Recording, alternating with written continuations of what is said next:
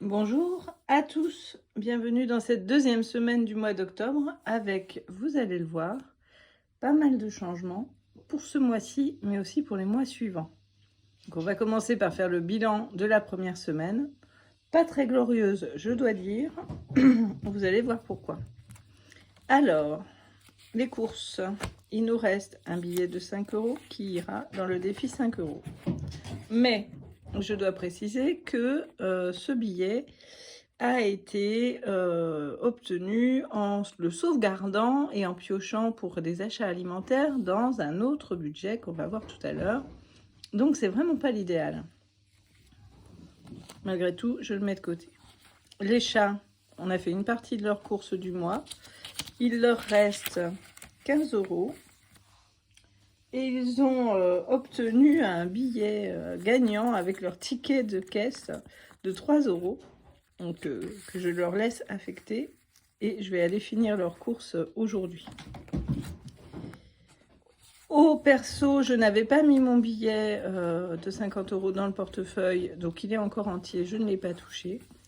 En revanche, dans le shopping, pour manger à l'extérieur cette semaine au boulot, j'ai une semaine absolument dingue. Et pour quelques courses alimentaires, j'ai pioché dans un billet de 50, on a 100 € de budget, donc j'ai utilisé 35 €. Et ça c'est pas bon, ça. Ça c'est pas bon, pourquoi? Parce que d'abord, ça fait un gros tiers de la somme qui est partie en une semaine, et puis aussi parce que c'est un glissement d'un budget sur l'autre, et c'est pas du tout comme ça que ça fonctionne. Bon, on va essayer de redresser ça, pas plus tard que cette semaine. Il n'y a plus de petites pièces. Donc, voilà pour un bilan de la semaine assez vite fait. Je vais bien sûr compléter maintenant les enveloppes. Alors, en alimentation, je vais prendre 100 €. 100 €. Donc, il en reste 200 pour les 2 semaines qu'il restera au mois d'octobre. On en avait eu pour 96 €. Non, un petit peu moins. Enfin, on en avait eu pour cher cette semaine. J'avais fait un petit stock, notamment de viande surgelée, etc. pour ma fille. Donc, on va voir si on peut faire mieux cette semaine. Parce que le ticket de caisse de la semaine dernière était assez élevé. Voilà, les chats, donc je vais finir leur course. Le perso, pour l'instant, je ne le mets pas. Et je laisse la monnaie des achats d'hiver. Voilà, tout ça, je vais aller le ranger comme il faut dans mon portefeuille. Il faut absolument que je refasse mes séparateurs parce qu'ils commencent à s'abîmer. Je vais vraiment les faire à la plastifieuse bien comme il faut.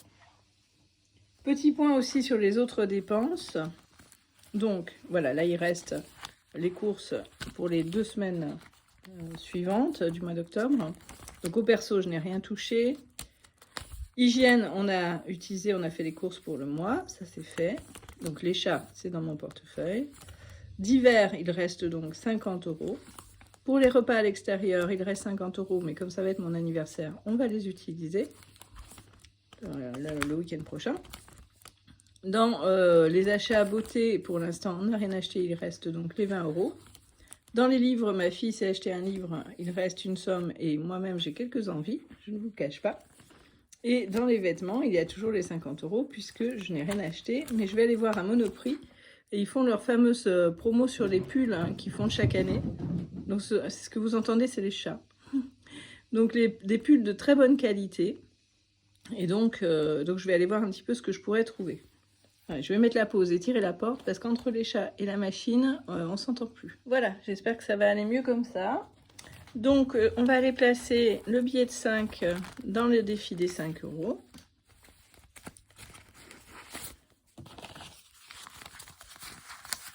10, 20, 30, oui, je ne me trompe pas, 40, 50, 60 et 65 € au défi des 5 €. Je m'étais trompée dans mes calculs la dernière fois quand j'avais compté, j'avais additionné avec le pot où il y a de la monnaie. Je ne sais pas si vous en étiez rendu compte. Enfin bref, voilà. Ensuite, les épargnes, évidemment, rien n'a changé, sauf que si vous vous souvenez, j'avais un double problème, un problème de monnaie et le fait que je ne pouvais pas retirer plus de liquide. Donc, je suis allée chercher du liquide aujourd'hui. je vais pouvoir donc remplacer les 50 € que je devais au projet d'hiver. Je vais les remplacer tout de suite par un billet de 50 €. Et là aussi, il faut que je refasse mes intercalaires. Mais alors, j'ai vraiment pas eu le temps cette semaine. Et là, il faut que je mette un billet de 20. Alors, comme j'avais un problème de monnaie sur la santé, j'avais emprunté 10 €. Ah, j'ai mis plus 10, mais j'avais pas mis d'où je les ai pris. Il va falloir que je refasse mes comptes. Noël, plus 10 santé. Je ne sais pas ce que j'ai fait. Bon, c'est pas grave. Ça, je m'en occuperai après. Hors caméra, ça n'a pas d'importance. Je mets mes 20 € ici. Là, ça va rentrer. Voilà, dans maison. Alors, les nouveautés, puisque je vous ai annoncé des nouveautés. Deux choses pour ce mois-ci. J'ai eu des droits d'auteur qui ont été payés. Je suis contente, je les attendais depuis un petit moment. Il y a un petit peu plus que ça, mais comme j'ai un déplacement professionnel à ma charge à faire, j'ai laissé la somme sur le compte. Ça va prendre en charge ce déplacement sans piocher dans mon budget. Donc j'ai retiré 100, 200, 300, 400 €. La question est, qu'est-ce que je vais faire de cet argent? J'avoue que j'hésite un petit peu. Je dirais pas que je ne sais pas, parce qu'on a toujours des besoins, mais j'hésite un peu. Je pense placer 200 € en épargne, et 200 € ailleurs. Alors, pour l'épargne, si je puis dire, je pense mettre dans le... Ah, mais je sais ce que j'ai fait avec mon histoire de 10 €, je crois. Oui, c'est que je dois 10 € du budget santé à Noël. C'est ça que j'ai fait. Oh. Attendez, on va faire le changement tout de suite. Alors, santé, c'est où? C'est là. Comment ça se fait que j'ai un billet de 50? Ah oui. Aïe. Bon. Et Noël, c'est comment? Ah ben voilà, c'est ça que je vais faire. Je vais aller récupérer les 20 € que j'ai mis en maison. Et je vais, dans Noël, les échanger contre un billet de 20. Vous suivez? Voilà. Donc, je remets mes 20 € dans maison. Ça, c'est fait. Et ensuite, dans Noël, je dois 10 € à santé. Ou alors, j'ai pris 10 € dans santé. Je comprends plus rien, moi, ce que j'ai fait. 170. Je crois que je dois avoir 160. Non. Ouh, dans santé, je dois avoir 90, je crois. Bon, vous savez quoi? Je vais laisser 100 € dans santé. Et puis, je vais laisser cette somme-là dans Noël. Parce que de toute façon... je vais remettre de l'argent dans Noël, là, avec les 400 €. J'ai mis un bazar. Un bazar. Les enfants, on ne comprend plus rien. Bon. Alors, donc, j'ai dit qu'il y a 200 €. On va voir ce qu'on en fait. Je mets ça de côté. Très bien. Ensuite, dans le fonds d'urgence, je vais mettre 100. Voilà. Ce qui nous amènera à un total de 700 €. Je corrigerai ça tout à l'heure.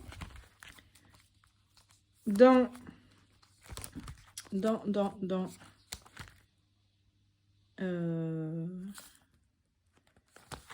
Noël, je vais rajouter 50 parce qu'on a appris qu'on n'aurait pas une prime de fin d'année aussi importante que d'habitude, voire même un peu ridicule. Et donc, comme il nous reste que fin octobre et fin décembre pour atteindre l'objectif de 360 €, non, fin octobre, fin novembre et fin décembre, je préfère faire comme ça. Donc là, on a 100, 200, 220, ce qui veut dire qu'il manque 140 €. Ça devrait pouvoir le faire si je mets 50 fin octobre, 50 fin novembre et un petit bout sur ma micro-prime de fin d'année résiduelle. Ça ira. Donc ça, c'est bon. Je pense que c'est le bon endroit où mettre ces 50 €. Dans les anniversaires, je pense que... Comment on est? Donc il y a le mien, celui de ma fille. Donc là, on est bon. Parce qu'après, ça redémarre en janvier. Donc on n'a pas besoin. La rentrée de l'année prochaine, ça va. Les vacances de l'an prochain. C'est pas forcément urgent. La maison, on aura bien des choses à faire, mais enfin. Ça, je le laisse volontairement de côté, vous allez voir.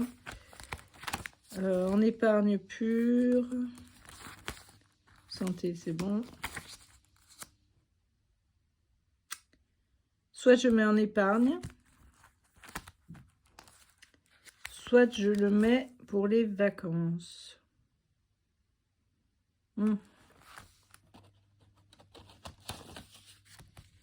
pense que là, on a besoin d'un gros budget. Même en y allant mois par mois, c'est un peu chaud. Donc, je vais le mettre là. Je vais le mettre là. Puis, si je vois qu'il y a besoin de répartir... Alors, je vous cache pas que mon objectif, mon idée, ce serait d'atteindre 1 000 € cumulés entre ici, donc le fonds d'urgence, et l'épargne. L'épargne, on est à 150. Là, du coup, on est à 700. Ça fait 850. Bon, je pense que pour la fin de l'année, ça devrait pouvoir le faire. Ouais. Et ensuite, donc, les 200 € restants, je vais les mettre ici. Tout simplement parce que j'hésite beaucoup sur leur affectation, mais il faut absolument que j'aille voir mes enfants dans le sud. Donc, ça pourrait servir à ça. Et ça nous fait 250 €. Sachant que le train étant tellement cher, ça va, si on y va, ça va absorber tout ça, quoi. Et bien sûr, si on y va, ce sera forcément sur les vacances scolaires. Enfin, je dis si on y va. Comme si j'avais un peu le choix. J'ai pas trop le choix, puisqu'il y a eu cette naissance. Donc voilà, donc je le mets là et ça permettra de éventuellement prendre le train. Je cherche une solution, j'avoue, un peu plus économique. Mais pour l'instant, voilà. Donc voilà, on en est là sur le budget du mois révisé si on veut. Je vais devoir tout corriger dans mes tableaux là sur mon outil de gestion et sur le budget de la semaine. Alors, je vous ai aussi annoncé des changements durables, là, qui sont moins positifs, en fait, puisque, enfin, ça dépend du point de vue, puisque cette fois-ci, ça y est, on n'a plus droit à rien au niveau de la CAF, donc on avait déjà plus d'APL depuis un petit moment, et puis maintenant, j'avais un petit bout de prime d'activité résiduelle.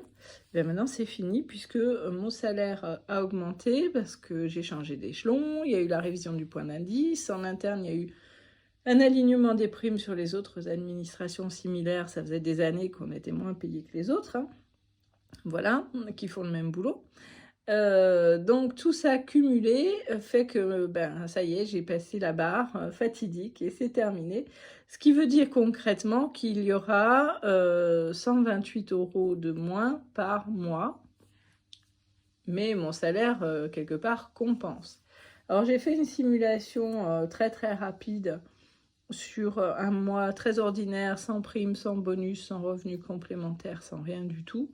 Il nous resterait, une fois tout payé, les enveloppes faites, mais les enveloppes de, vous savez, de dépenses exceptionnelles ou de dépenses, pas de dépenses exceptionnelles, pardon, de dépenses mensuelles, justement, celle-ci, où il y a la beauté, l'hygiène, les livres, etc., etc.